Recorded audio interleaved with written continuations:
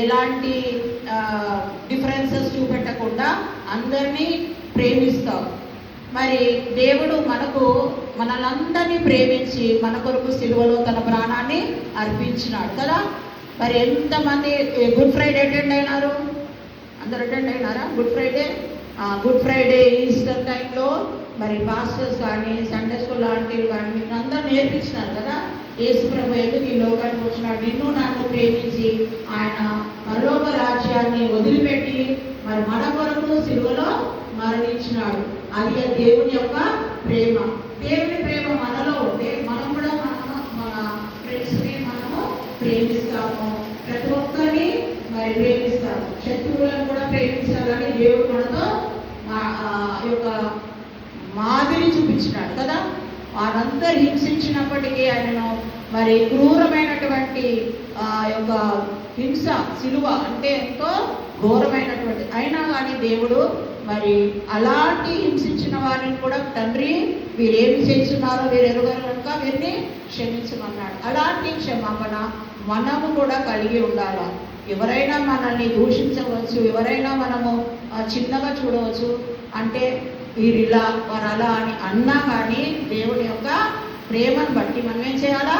క్షమించి వాడిని ప్రేమించే విధముగా ఉండాలి. శత్రువులను ప్రేమించమన్నది ఒకరే ఒక దేవుడు, ఆయనే యేసు ప్రభు. వేరే ఎవరు ఏమంటారు? దుష్ట శిక్షణ ఒక మాట ఉంది ఏంటంటే బ్యాడ్ పీపుల్ని పనిష్ చేయాలంట, గుడ్ పీపుల్ని సేవ్ చేయాలని కదా. అట్లాంటి దేవుడు మన దేవుడు కాదు. ఆయన ఏమన్నా దుష్టుల కొరకే, పాపులను వెతికి రక్షించడానికి యేసయ్య మన లోకానికి వచ్చాడు. మనం పాపులమని, పుట్టుకతో మనం పాపులము, మరి మనలను రక్షించడానికి దేవుడు ఈ లోకానికి వచ్చాడు. సో ఈ థర్డ్ డే మనం ఒక దేవుడు ప్రేమించేవారు దేశాన్ని కూడా ప్రేమిస్తారు, సంఘమును ప్రేమిస్తారు, ఆయన బిడ్డలను ప్రేమిస్తారు. ముఖ్యంగా మరి ఎవరైనా హేట్రేడ్ లేకుండా జీవిస్తారని ఈ యొక్క లెసన్ ద్వారా మనము నేర్చుకుందాము. నెహెమ్యా స్టోరీ అన్నమాట. ఈరోజు ఏంటి మనకు నెహెమ్యా గురించి తెలుసుకుందాము. మెమరీ వర్సెస్ మీకు గుర్తున్నాయో లేదో కానీ నేను తర్వాత లెసన్ అయిన తర్వాత మిమ్మల్ని మెమరీ వర్సెస్ అడుగుతాను. అయితే ఒకరోజు నెహెమ్యా అనే కప్ బేరర్, ఆయన ఒక అహష్టరష్ట అనేటువంటి కింగ్ పేరు ఏంటంటే అర్థహస్త. చెప్పండి, పేరు డిఫికల్ట్గా ఉంది కానీ మనము గుర్తు పెట్టుకోవచ్చు. అర్థహస్త. అలా రిపీట్. ఆయన కింగ్ అనమాట, Persia king. Now Persia is called as Iraq. ముందు ఇరాక్ నేమ్ ఏముండే? పర్షియా ఉండే. పర్షియా నుండి ఇప్పుడు ఇరాక్గా మార్చబడింది. అయితే ఒక కింగ్ ఇంట్లో జెరూసలేం యూదా యొక్క దేశం మీదికి మరి అప్పుడు ఆ టైంలో బబులోనీయులు వెళ్ళి యుద్ధం చేసి వాళ్ళని క్యాప్టివిటీలో తీసుకెళ్ళినారు. ఆ రీతిగా ఆ యూదా నుండి వచ్చినటువంటి వారు ఇప్పుడు ఇరాక్లో వాళ్ళు నివసిస్తూ ఉన్నారన్నమాట, క్యాప్టివ్స్గా. క్యాప్టివ్స్ అంటే ఏంటి? ఒక కింగ్, సపోజ్ ఇది మీద ఒక కింగ్డమ్ అనుకోండి, ఇది ఒక కింగ్డమ్. ఈ యొక్క కింగ్ ఆ యొక్క కింగ్డమ్ మీద వార్ చేసినప్పుడు, when he invades that Kingdom, యుద్ధం చేసినప్పుడు వాళ్ళు ఓడిపోతే ఏం చేస్తారు? వాళ్ళందరినీ స్లేవ్స్గా ఇక్కడికి తీసుకొస్తారు. అర్థమైందా పిల్లలు? ఇప్పుడు మనము వార్ చూస్తున్నాం కదా, ఇజ్రాయెల్ వార్ మేము చూస్తూనే ఉన్నాం. ఇరాక్లో జరుగుతున్న యుద్ధ వాతావరణం మనము నిన్నటి వరకు కూడా చూస్తూనే ఉన్నాం. అయితే అలాంటి సిచ్యువేషన్ ఆ కాలంలో వచ్చిందనమాట, నెహెమ్యా కాలంలో. అయితే చాలా మంది యెరూషలేం నుండి, ఇక్కడి నుండి జనాలంతా ఈ కింగ్ తీసుకొని వచ్చాడు. ఏ విధిగా? స్లేవ్స్గా. ఆ స్లేవ్స్ ఏం చేస్తున్నారంటే మరి ఈ కింగ్ దగ్గర ఇప్పుడు నెహెమ్యాకి ఒక చిన్నప్పటి నుండే తల్లిదండ్రులు చాలా భక్తిగా పెంచినారు. దేవుడు అంటే భయము, దేవుని వాక్యమును శ్రద్ధతో చదివేవాడు. అలాంటి శ్రద్ధ భక్తులతో పెరిగినటువంటి నెహెమ్యా ఎంతో నమ్మకంగా ఉన్నాడు. అందుకని ఆయనని మరి పెద్దయిన తర్వాత ఆ కింగ్ ఆయన నమ్మకత్వాన్ని బట్టి దేవుడే ఆయనకి ఆ పొజిషన్ ఇచ్చినాడు. ఎవరైనా మనము ఏ స్థానంలో ఉన్నామంటే దేవుని యొక్క కృపను బట్టి అని గుర్తుపెట్టుకోవాలి. ఇప్పుడు నెహెమ్యా అక్కడ స్లేవ్ అయినా ఇక్కడ ఏం పని చేస్తున్నాడు? అహష్వేరోష్ కింగ్ దగ్గర ఒక కప్ బేరర్గా. కప్ బేరర్ అంటే ద్రాక్షరసము కింగ్ తాగాలంటే ఫస్ట్ దానిని రుచి చూచి ఇందులో ఏమి విషయం లేదు, ఇది ఏది అనారోగ్యత గురి కాదు అని టెస్ట్ చేసి తాగిన తర్వాతనే అలాంటి డ్రింకే ఎవరికి ఇవ్వాలా? కింగ్కి ఇవ్వాలా. ఏది పడితే అది కింగ్కి తీసుకొచ్చి ఇవ్వడానికి వీలు కాదు. ఎందుకంటే కింగ్ యొక్క ప్రాణాన్ని కాపాడేది ఎవరు? ఈ కప్పు బేరర్. అలాగా ఎంతో శ్రద్ధతో ఆయన అందిస్తూ ఉన్నాడు. అయితే ఒక దినమున ఆయన దుఃఖంతో కనబడ్డాడంట. ముఖం ఎలా ఉంది? చాలా సాడ్గా ఉందంట. ఎందుకు ఇలా సాడ్గా ఉన్నాడు ఈయన? ఏమైంది? ఎప్పుడైనా కానీ ఎవరికైనా ఫుడ్ సర్వ్ చేసేటప్పుడు ఏడుపు ముఖంతో సర్వ్ చేస్తారా? చాలా సంతోషంగా తినండి తినండి అని మంచిగా మమ్మీ ఏదైనా ఐటమ్ చేస్తే ఎంత హ్యాపీగా మీకు అందరికీ సర్వ్ చేస్తారు కదా. అందరికీ సర్వ్ చేసి మమ్మీ లాస్ట్లో తింటుంది. ఎందుకు? మీరు తింటేనే మమ్మీ వాళ్ళ కడుపు నిండిపోతుంది అనమాట. నా బిడ్డ ఈరోజు తినింది, మంచిగా ఫుడ్ వండినా, చాలా ఇంట్రెస్టింగ్గా, చాలా రుచిగా ఉంది అని వాళ్ళు తింటే మీ మమ్మీ వాళ్ళు చాలా హ్యాపీగా ఫీల్ అవుతారు. అట్లాగే మరి నా దుఃఖంతో ఉన్నప్పుడు ఇమీడియట్గా ఆ ఫేస్ని గుర్తుపట్టి, ఏమా ఎందుకు దుఃఖంగా ఉన్నావు, ఎందుకు నాన్న విను అఖిల్ అండ్ ధనుష్ ఎందుకు దుఃఖంగా ఉన్నావు ఈరోజు? నీ ముఖం ఎందుకు ఇంత విచారంగా ఉంది అని అంటే అప్పుడు ఆయన ఒక మాట చెప్తాడు అనమాట. ఏమని? నేను నా బ్రదర్ వచ్చినాడు, హనాని అనే బ్రదరు, ఇంకా ఫ్యూ యూదులు వచ్చినారు, మా యొక్క దేశం యెరూషలేము నుండి వచ్చినారు. ఎందుకు వచ్చినారు? ఈయన ఎట్లుండు నెహెమ్యా చూద్దామని వచ్చిందంట. వచ్చినప్పుడు నెహెమ్యా అడిగినాడు, ఏంటి మీరు ఎలా ఉంది మన దేశము, జెరూసలేము, యూదా ప్రాంతం అంతా ఎట్లుంది, మన ప్రజలందరూ బాగున్నారా అంటే కొంతమంది ఏమో క్యాప్టివ్స్గా వచ్చేసినారు, కొందరేమో తప్పించుకొని అక్కడ ఉండిపోయినారు అనమాట. అప్పుడు అక్కడ వాళ్ళు ఎట్లున్నారని ఎవరు అడుగుతున్నారు? నెహెమ్యా అడిగినారు. మనం అడుగుతాం కదా, మన బంధువులు మన ఇంటికి వచ్చినప్పుడు అమ్మమ్మ ఎట్లుంది, తాత ఎట్లుండు అంటాడు ఊరు నుండి వస్తే కదా. ఒక పిన్ని వచ్చిందంటే పిన్ని వాళ్ళ రిలేటివ్స్ ఇంకెవరెవరు ఉన్నారు, ఫ్యామిలీ మెంబర్స్ అందరినీ అడుగుతాం. అట్లాగే మనము కూడా ఈ నెహెమ్యా కూడా అలాగే అడిగాడు, ఎలా ఉన్నారు మన వాళ్ళంతా యెరూషలేములో, మన ప్రజలందరూ బాగున్నారా అని ఇశ్రాయేలీయుల గురించి అడిగినప్పుడు, యూదుల గురించి అడిగినప్పుడు ఆ యొక్క నెహెమ్యా వింటున్నారా పిల్లలు? వైభవ్ అయితే చాలా మటుకు వాళ్ళు చెప్పినది ఏంటంటే ఎవ్వరు కూడా బాగులేరు, అందరూ దుఃఖంతో ఉన్నారు. ఎందుకంటే ఆ కంపౌండ్ వాల్స్ ఆఫ్ జెరూసలేం అంతా పడగొట్టబడ్డారంట. అంటే డిస్ట్రాయ్ చేయబడ్డది. యెరూషలేం city is completely destroyed. Have ever seen Iraq ఎలాగా మొన్న యుద్ధం జరిగినప్పుడు బాంబ్స్ పడినప్పుడు ఏమైంది పిల్లలు? గోడలు, ఇళ్ళు కూలిపోయినాయి కదా. కొంతమంది చిల్డ్రన్ పేరెంట్స్ని పోగొట్టుకున్నారు, కొంతమంది పేరెంట్స్ చిల్డ్రన్ని పోగొట్టుకున్నారు, కొంతమంది అలాగా ఇళ్ళు కూలిపోయినప్పుడు పిల్లల కింద ఎక్కడో ఒకరిద్దరు మళ్ళీ వాళ్ళ యొక్క ఏడుపు విని చాలా రోజుల తర్వాత కూడా వాళ్ళు బ్రతికినట్టుగా చూపించినారు. సో అలాగా కొన్ని సిచ్యువేషన్స్ ఇక్కడ కూడా జరిగినాయి. కాబట్టి ఆ డిస్ట్రాయ్ చేసినప్పుడు, ఆ రాజు పడగొట్టినప్పుడు ఆ గోడలన్నీ పగిలిపోయినాయంట. కంపౌండ్ వాల్ ఉంటుంది కదా జెరూసలేం ఇట్లా, ఆ కంపౌండ్ వాల్ ఎవరు కూలగొట్టేసిండ్రు? మన ఈ శత్రువు రాజులు వచ్చి కూలగొట్టిండ్రు. అయ్యో యెరూషలేం అంత పాడైపోయిందా, ఇప్పుడు మన ఇల్లును ఎవరైనా వచ్చి కంపౌండ్ వాల్ ఇరగొట్టి ఊరుకుంటామా? ఊరుకోబడుతున్నారు. వాళ్ళెవరో కూలగొడితే మనకేంటి అని అంటామా? కాదు. మనం కూడా మరి ఈ నెహెమ్యా ఏం చేసినాడో వింటే మీరు కూడా ఆ రీతిగా భారం కలిగి వారి కోసము ప్రార్థన చేస్తారు. ఆ గుమ్మాలే కూల్చివేయబడ్డవి, గుమ్మాలు కాల్చివేయబడ్డాయంట. గోడలేమో ప్రాకారం, ఫెన్సింగ్, కాంపౌండ్ వాల్ అంతా ఏమైపోయింది? కూల్చివేయబడ్డాయి. తర్వాత ఈ యొక్క డోర్స్, ఏదైతే గేట్స్ ఉన్నాయో వాటన్నిటినీ కాల్చేసినారట, బర్న్ట్. అలాంటప్పుడు ఎంత భయంకరమైనటువంటి పరిస్థితి.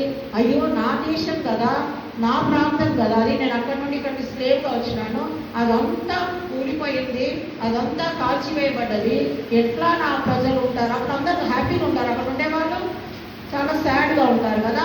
సాడ్గా ఉండి దేవుని కూడా ప్రార్థించడం ఆరాధించడం కూడా మర్చిపోయినారు. అయ్యో దేవా, ఏంటి మా యొక్క పరిస్థితి, మా యొక్క సిటీ అంతా పాడైపోయింది, గుమ్మాలు కాల్చివేయబడ్డాయి, మరి అవన్నీ గోడలన్నీ కూల్చివేయబడ్డాయి, ఈ ప్రాకారాలన్నీ కూల్చివేయబడ్డాయి, ఎట్లా ప్రభు అని వాళ్ళు కూడా ప్రార్థన చేయాలి కదా.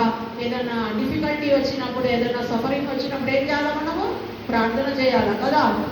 కొన్నిసార్లు ప్రార్థన చేయం. దేవుడు ఉంటే నాకు ఎందుకు ఇట్లా చేస్తాడు అనేసి దేవునే ప్రశ్నించే పిల్లలు కూడా ఉన్నారు. అట్లా ఎప్పుడు కూడా అనదు పిల్లలు.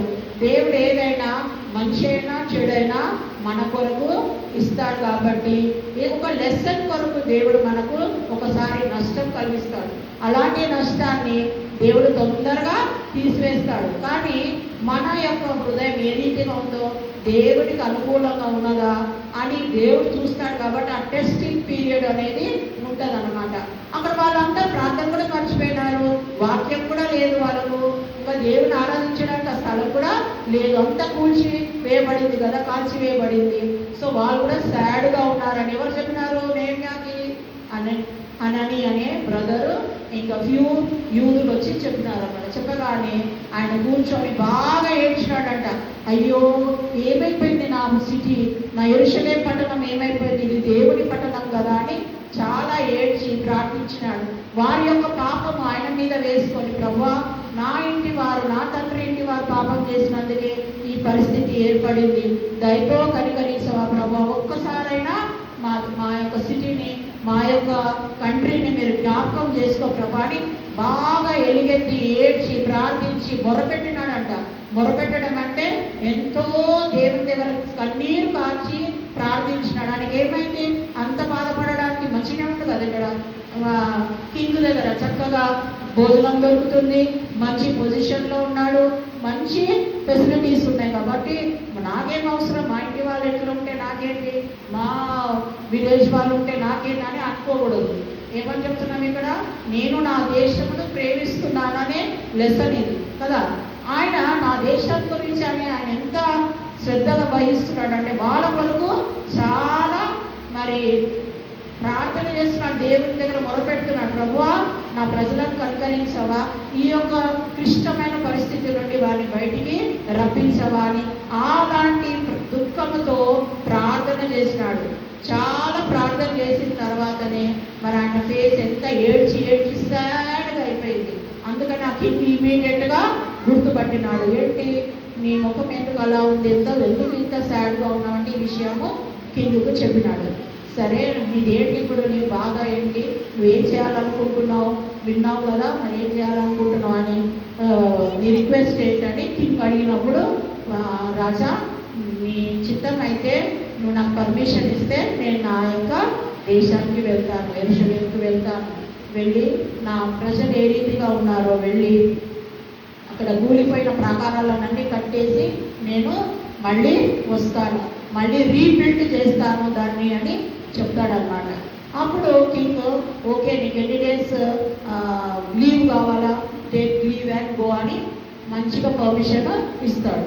చూడండి, మనము లీవ్ పెళ్ళికి పోతున్నామంటే ఫస్ట్ లీవ్ లెటర్ ఇస్తారు కదా మీ యొక్క టీచర్కి, క్లాస్ టీచర్కి. అప్పుడు క్లాస్ టీచర్ అంటది, అరే ఇన్ని డేస్ 15 days నువ్వు రావంటే నా దగ్గర లేదు ఈ యొక్క authority, go to principal and give the hand over the letter to principal అంటారు. మనం 15 days కావాలంటే ఎవరి దగ్గర పోవాలా? ప్రిన్సిపల్ సార్ దగ్గరికి వెళ్ళాలా, లేకపోతే 1 or 2 days 3 days అంటే క్లాస్ టీచర్కి లెటర్ ఇస్తాం. అలాగా పర్మిషన్ కింగ్ దగ్గర నుండి ఆయనకు వచ్చేసింది. పోయి రిపేర్ చేయడానికి ఆయన డోర్స్ అన్ని బర్త్ అయినాయి కదా, మళ్ళీ న్యూ డోర్స్ పెట్టాలి, న్యూ వాల్స్ కట్టాలి, చక్కగా మళ్ళీ యథావిధిగా చేయడానికి ఆయన సిద్ధపడ్డాడు. అప్పుడు కింగే పర్మిషన్ ఇచ్చి, అయితే కింగ్ నాకు ఒక పర్మిషన్ లెటర్ ఇవ్వండి, ఈ దేశం నుండి ఆ దేశం పోవాలంటే ఒక సీ దాటి వెళ్ళాలంటే అక్కడ వాళ్ళు మరి అడ్డుకుంటారు కదా. మనకెట్లా ఇప్పుడు వీసా ఉంటుంది కదా, వీసా పాస్పోర్ట్ ఉంటేనే కదా మనం పోయేది. అట్లా ನೀವು ఒక లెటర్ రాసి ఇవ్వండి, కింగ్ నీ పర్మిషన్ నాకు తీసుకోండి, నేను వెళ్తాను, వాళ్ళు కూడా చూపిస్తానంటే నీకు ఏమేమి కావాలో తీసుకొని వెళ్ళు, చారియట్స్ ఇస్తాడు, సోల్జర్స్ ఇస్తాడు, నీకు ఎంత అవసరమో నీకు ఆ యొక్క వుడ్ కూడా కావడానికి కావాల్సినటువంటి వుడ్ అవన్నీ కూడా పర్మిషన్ తీసుకోవడానికి వెళ్తాడనమాట. వెళ్ళి చక్కగా వాళ్ళందరినీ అక్కడ 3 days వాళ్ళు అక్కడ ఉండి ఆయన నైట్ లేసి అన్ని వీధులు తిరుగుతాడు. ఇక్కడ మేము పోదామంటే దారి అడ్డం అన్ని కూలి అట్లా అడ్డుగా ఉంది. అయ్యో అని మళ్ళీ తిరిగి ఇంకొక దారి చూసుకొని ఇక్కడ ఎట్లుంది చూద్దామని ప్రతి లేన్ చూస్తే భయంకరంగా ఉన్నదంట. ఎవరికి చెప్పకుండా ఆయన పోయి అంతా సర్వే చేసి వచ్చి మళ్ళీ వాళ్ళందరినీ పిలిచి ప్రజలందరినీ పిలిచి ఎవరంటే యాజకులు లేవీలు అక్కడ ఉన్నటువంటి యూదులను పిలిచి ఎవరైనా పర్వాలేదు అందరూ మనం కలిసి ఈ యొక్క చర్చ్ని ఆ యొక్క ప్రాకారాలు కూలిపోయినటువంటి ప్రాకారాలు యెరూషలేము సిటీని మళ్ళా మనము కట్టుదాం రండి అని పిలుస్తున్నాడంట. చూడండి పిల్లలు, easy job to do that work. ఒక్క మనిషి చేయగలడా?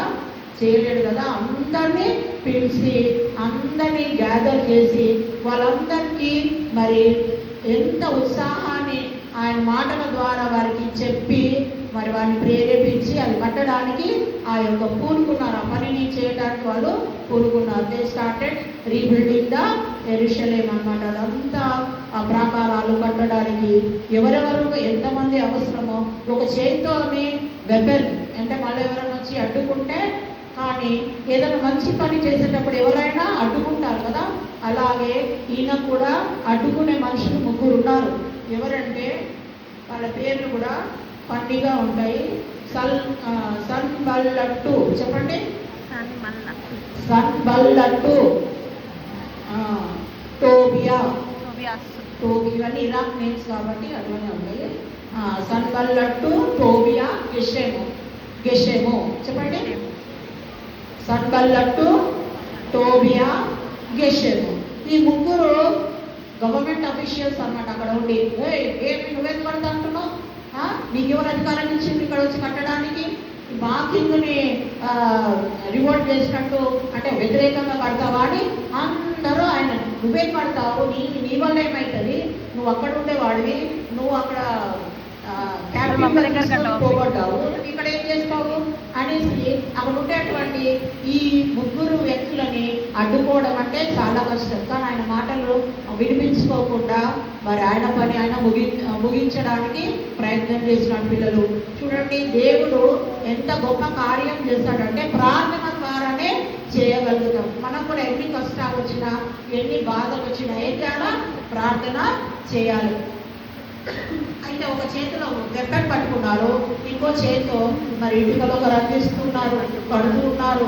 అలాగా మరి మొత్తం కంపౌండ్ వాళ్ళు సిటీకి కంపౌండ్ వాల్స్ కట్టాలంటే చాలా పెద్ద పని.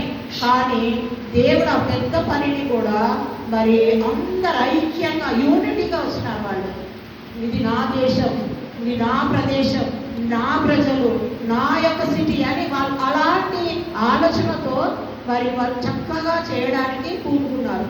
మరి అలాంటి ఆలోచన మనకు ఉండాలి. మన సంఘం ఇది నా సంఘం, మా సంఘం అనాలి. అర్థమవుతుందా? ఇది ఎవరి సంఘమో మన సంఘం అని మనము ఎప్పుడు కూడా ఆ యొక్క బిలాంగింగ్ ఉండాలి. నా పని, నా దేవుని పని నేను చేస్తానన్న ఆసక్తి మనము కలిగి ఉంటే దేవుడు తప్పకుండా ప్రతి ఒక్కరి యొక్క ప్రార్థన విని ప్రతి ఒక్కరిని దేవుడు వాడుకుంటాడు. ఎట్లా నెహెమ్యా వెళ్ళి ప్రార్థన చేసి వెళ్ళి మరి వాళ్ళందరినీ పోగు చేసి పడదామని అన్నారు. అంత వ్యతిరేకత ఉన్న, అంత పొజిషన్ ఉండ, వాళ్ళంతా వెర్రి వాళ్ళలాగా మాట్లాడుతున్నారంటే నీ వల్ల ఏమైతుంది, నువ్వేమైనా చేయగలుగుతావా, నీకెక్కడి నుండి వస్తుంది ఫుడ్, నీకెవరు ఇచ్చిన పర్మిషన్, నీకెంత ధైర్యము, ఇట్లా అన్ని మాటలు వ్యతిరేకమైన మాటలు మాట్లాడుతుంటే కూడా ఆయన గమ్మున ఉండి ఆయన పని దేవుడి పని అని చేస్తున్నారు. సో పిల్లలు, మనం ఏదైనా మంచి కార్యం చేసేటప్పుడు తప్పకుండా క్రిటిసిజం అనేది ఉంటుంది. అంటే ఎవరైనా మనము ఆ రీతిగా వ్యతిరేకించిన అది దేవుని యొక్క నిర్ణయం అని అనుకోవాలి. ఎందుకంటే కన్స్ట్రక్టివ్ క్రిటిసిజం అనేది చాలా ఇంపార్టెంట్. మనకు పెద్దలు, మీ మమ్మీ డాడీ ఏదైనా చెప్పేటప్పుడు ఊరికే కోపడతా ఉంటారే, ఈ సెల్లు పెట్టు, నీకు తెలియలేదా, ఇది ఎందుకు ఇట్లా పెడుతున్నావు, ఇది గ్లాస్ ఎట్లా హ్యాండిల్ చేయాలో తెలియదా అని అంటారు. అంటే మమ్మీ వాళ్ళకి నీ మీద ప్రేమ లేదనా? ప్రేమ ఉంది కదా, ఉండే కరెక్షన్ చేస్తున్నారు, కరెక్ట్గా రావాలని, కరెక్ట్గా చేయాలని. కొన్నిసార్లు చిన్నపిల్లలు కాబట్టి మీకు తెలియక చాలా మిస్టేక్స్ చేస్తారు. కానీ పేరెంట్స్ వాళ్ళు మిమ్మల్ని అంటే కోపడినా దిద్దటానికే అని గుర్తుపెట్టుకోవాలి. అట్లనే దేవుడు కూడా మనకు సహాయపడాలని మన కొరకు అలాంటి క్రిటిక్స్ని మనకు ఇస్తూ ఉంటాడు. సో అలాంటప్పుడు మనల్ని ఫేస్ చేసి నెహెమ్యా ఆ యొక్క సన్బల్లటుని, తోబియాని, తర్వాత గెషెంని వాళ్ళందరూ వ్యతిరేకించిన వాళ్ళని లెక్క చేయకుండా ఆయన పని ఆయన చేసుకుంటూ వెళ్ళాడు. అందరినీ ప్రజలందరూ వచ్చినారట, కలిసి కట్టుగా వచ్చి ఆ యొక్క ప్రాకారాలని, గుమ్మాలను కొత్తగా నిలిపి. How many days it took you know children? Can you tell me how many days? 52 days. ఎంత 52 daysలో ఆ కాంపౌండ్ వాల్స్ కట్టడము, మళ్ళా దంత ప్రాకారములు కట్టాలంటే చాలా పెద్ద పని. అయినప్పటికీ అందరూ కలిసి చేసినందుకు 52 daysలో ముగించబడ్డది. సో దీన్ని బట్టి మనం ఏం తెలుసుకుంటున్నాము? దేవుడి సమయము, దేవుడే మరి ఆ కార్యాలు జరిగిస్తాడు. మనం